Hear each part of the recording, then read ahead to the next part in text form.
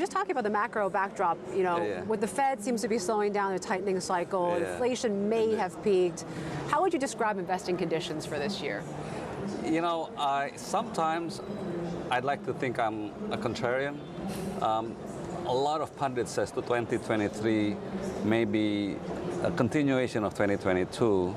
IMF says, it's going to be even slower than 2022. I beg to differ. Being here in Hong Kong, the airport is full, restaurant is full. John Lee said this morning that China is back, Hong Kong being the center of East and West. I think, in my humble opinion, pundit has not taken into considerations the roaring back of the North Asia, particularly China. So I have a slightly more positive upbeat on 2023. One, because human being resistance has been tested in 2022 in so many different ways. Right. And we will probably be seeing some of the same. But I'm just feeling a bit better.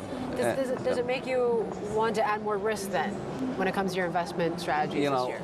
Investment principle remains the same. You don't pay anything above the intrinsic values, plus you take into account the prospects. So the fact that there has been some price adjustments, it actually is very good for at least the investment opportunities, because it's not as high as it used to be. Yeah. In terms of INA, when do you expect to reach that target, right, of $200 billion of funds set out by the president? Yeah.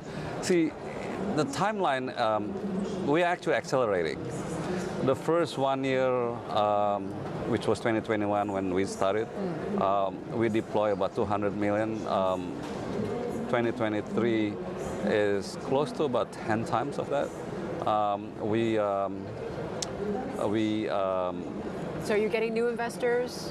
We're getting, we have now probably secure about $27+ billion worth of co-investments. We announced, investment in healthcare. That's following on a toll road. We got into the e-commerce. We are now finalizing our investment, the second one in toll road. We are going to bring public the second largest geothermal IPOs in the next few months. So yeah, things are getting there. Yeah. And can you maybe clarify a little bit who are your new investors and how much have they committed to the fund? Well, we have a number. In G20, for example, we announced a $2 billion EV fund alongside with CATL. Yeah. We signed $500 million with the Denmark funds. We announced 1 billion ETM, energy transition, alongside some of the names includes the Rockefeller, Bezos Foundation, IKEA Foundation. We will be, some of the names I can't announce yet on a geothermal, but one of the largest renewable companies in the world. So yeah, we've been busy. You mentioned about the Green Fund. I wonder, is this the plan to basically fund coal power plants retirement, or actually, be part of this whole energy transition? Both.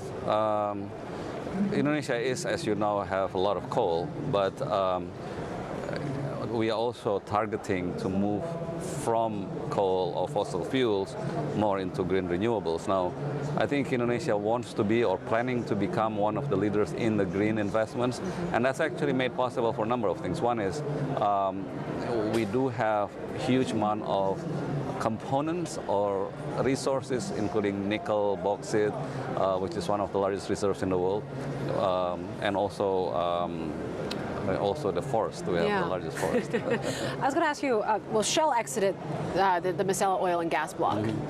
Are you interested in investing in there? First and foremost, we never comment on any type of investment we will be doing. It is one of the programs I think the government has had cooperations way back in, maybe some 20 years ago. I'm not directly involved on that development, but we always look for good investments. I was going to ask you about Nusantara. This is the new capital, this plan that was implemented or at least laid out about 3 years ago. Have you seen any private or foreign players commit to a binding deal yet to invest? There's a number of things that I have seen. One is that the physical development has started in earnest in terms of building the basic infrastructures. I understand. Again, I don't want to speak on behalf of the new capital city authority, but I understand they're actually setting up the teams. They're actually signing up commitments, both foreign and local. And I think there's still a commitment for the government to move at least the first offices batch sometimes in 2024, if I'm not mistaken. So what new capital project is INA involved in currently? We are working with them, but we can't really announce anything yet. Okay. But certainly there's always... INA has made and signed some joint investment deals with funds from China, Canada, UAE. What other investment deals are you looking for? We are focusing on 4 things, and we have not deviated from those. Infrastructure, which includes transportation infrastructure like airport, toll road, seaport, energy, and we talk a little bit about, you mentioned that on energy transition. Digital. We invested in digital infrastructure and digital commerce. We will be expanding that because that's one of the catalysts for Indonesia to move forward. And the 4th one is healthcare, which we already made one big investment. We are now the shareholder of the largest integrated pharmaceutical company, which actually largest manufacturers, largest pharma retailers. And we're looking at more. So those are the 4 main areas. We keep ourselves busy.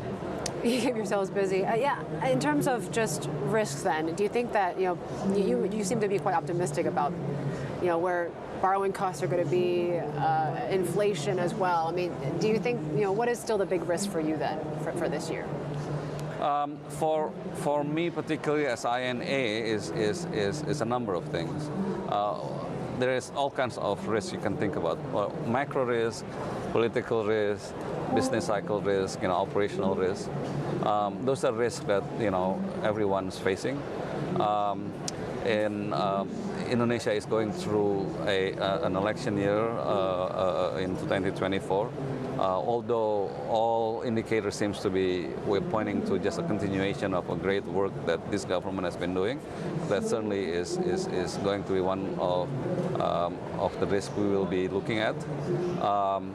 Macro risk is something I don't control, and I want to be able to control what we can. But globally, even though I'm optimistic, partly because Indonesia is somewhat insulated, we can't ignore the fact that the whole world is going through some challenges.